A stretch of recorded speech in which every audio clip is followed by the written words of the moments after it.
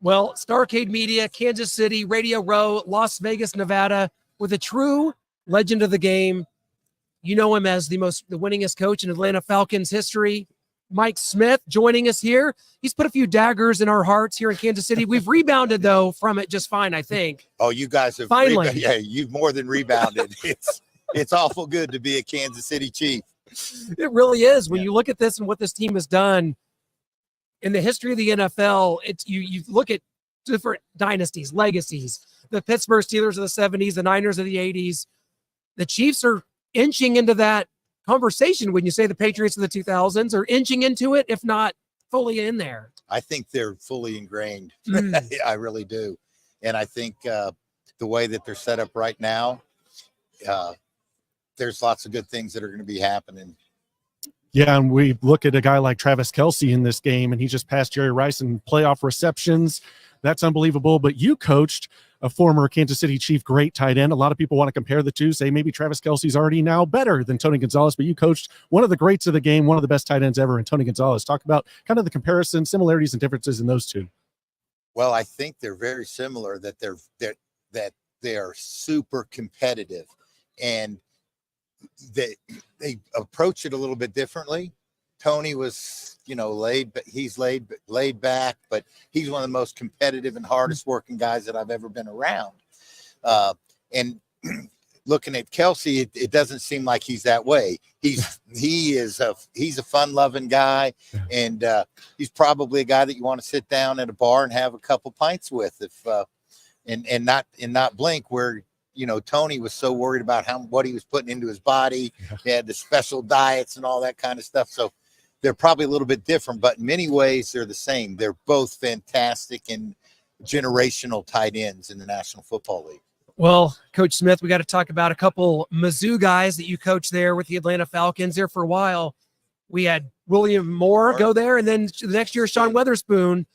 Those two guys are ingrained. We follow Mizzou football. We cover it. We were just at the Cotton Bowl. And so what did those two players kind of mean to you as you were building your team the way you wanted to where it eventually got to an NFC championship in 2012? Yeah, those two guys on the defensive side of the football were very integral. William was a hard thumping, strong safety, and helped us become a very good run defense because he was the extra element that we could put close to the box. And then Spoon is one of my favorites. Oh God, not only a great football player, but a great person, a great teammate. He's as good as anybody in terms of being a good teammate. And you've got to have guys like Sean Weatherspoon on your football team if you're going to be successful. There's no doubt about it. And I was very fortunate. I got to connect with Sean again at a golf tournament there in Atlanta. Yes. And it was funny. It was a funny situation that when Sean's rookie class came in, I got all the guys golf lessons.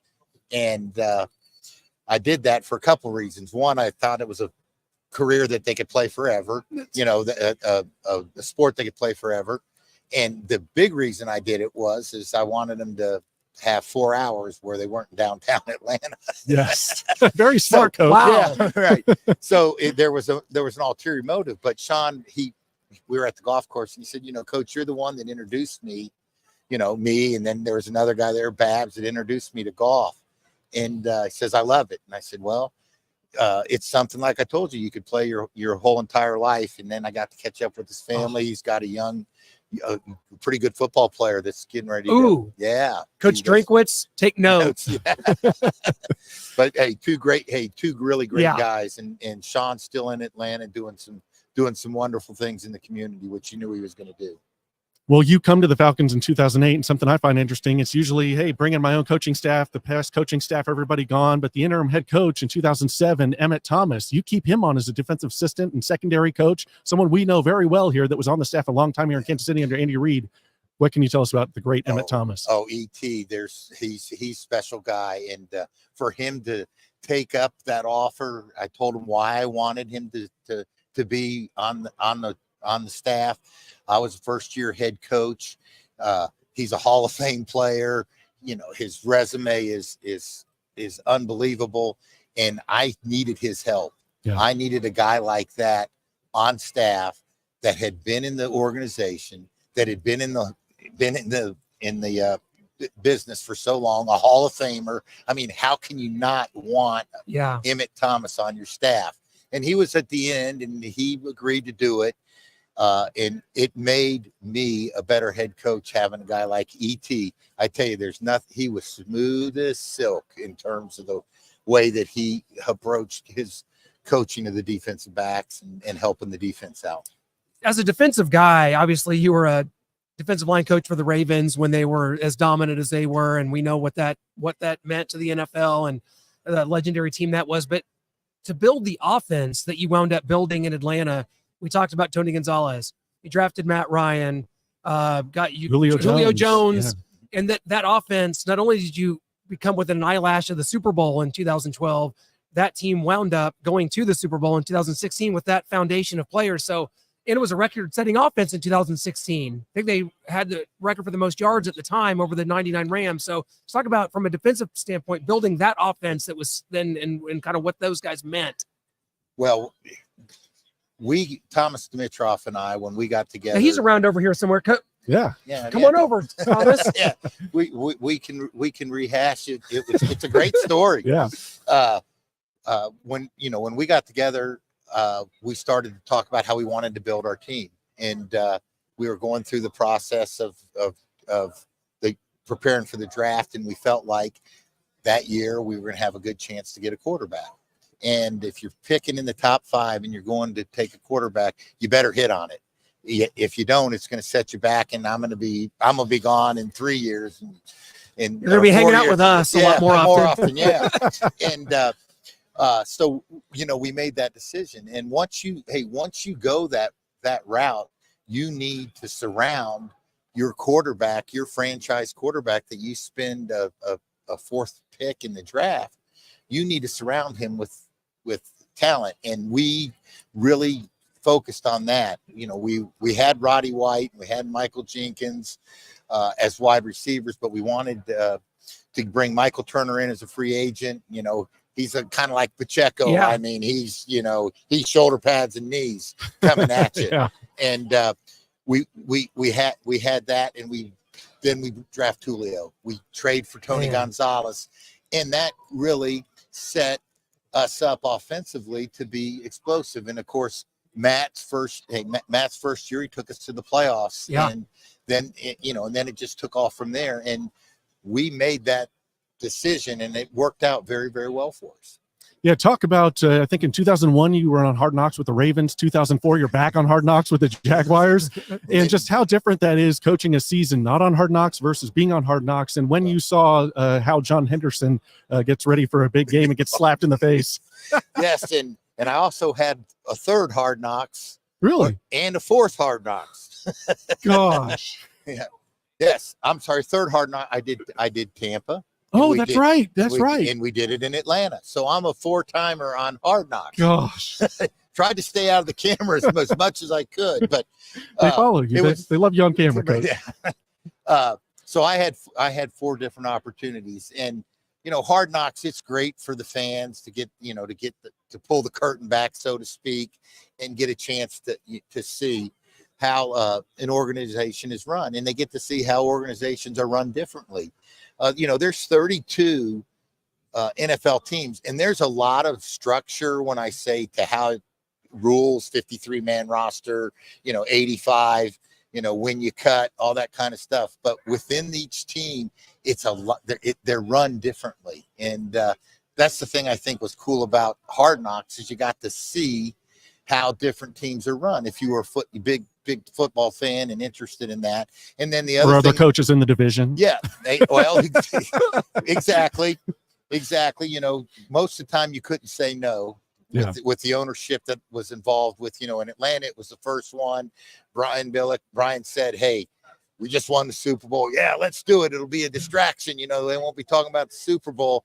And it was, it was cool. And they had everybody's got their clowns, there's the Shannon Sharp, Tony Saragusa, then you've got the Ray Lewises, And what I think it shows to the people who get a chance to see it is that there's so many different ways to put a team together, but at the core of it, it's really about the camaraderie that you have as a team, and it goes up and down and up throughout the organization. And most successful teams are the ones that are able to communicate clearly and understand what their roles are on the football teams. Well, Coach, I want to talk about the evolution of equipment. Safety has become such an issue in the NFL, and they continue to evolve. And you're involved with X-Tech, shoulder pads, and you got the shirt on right here. X-Tech, we talked to, I think, Coach Billick last year about it. There's a lot of, former coaches, a lot of athletes that are kind of involved in this. And talk about what it is, how the company's kind of evolved, and what you guys are doing to just make the game safer. Well, first of all, the NFL is leading the charge for player safety, not only in the NFL, but it trickles down. When it's done in the NFL, it then goes to college, goes to high school, goes all the way down to youth league. And I got involved actually 12 seasons ago. And at that point in time, pads for 40 years hadn't changed. I mean, I think you got to remember the pads. Yeah. Probably you remember pads. They didn't fit. They were like up in the air. And X-Tech is a design. It's combining protection and performance, and it's the number one pad right now. In 12 years, it's become the number one pad. Over 80% of professional players wear X-Tech pads. And in this game this week, there's Fred Warner, Nick Bosa, George Kittle, Brock Purdy, Isaiah Pacheco, Rasheed Rice, Nicole Hardeman, Lenore Snead. They all wear X-Tech pads. And love it. It's by far, the technology is unbelievable in terms of player safety. But, we want to protect our professional players, obviously, because you got an investment. We want to protect our college players. There's an investment. But more importantly, moms and dads, you want to protect your children. And there's going to be a youth pad coming out here real soon that's going to revolutionize the protection that we're going to be able to provide for young people, and the young people that are playing the game of football. And we need to make it safer. If we don't work on that, less and less players are going to have an opportunity to play because mom and dad are going to say you can't play. I love it. Yeah. And the website's xtechpads.com, xtechpads on Instagram. Coach Smith, thanks so much for stopping by. It's taken us 12 years, but we've let that 2012 opening season Chiefs loss 41-17 to the Falcons go. I was there. We're cleansed of it, and now we're all friends. Well, so it's perfect. We're all friends, and you know what? You guys got a lot to be feeling good about over the last 6 or 7 years. You really do. Yeah, we got to keep it going. We got to get Mahomes to 3-1. So. Yeah, that'd be great. I know Kansas City would love it, and it's going to be an interesting ball game, without a doubt. Enjoy talking with you guys. Coach, thank you so much. Thank you so Appreciate much. it. Thank you. That was great.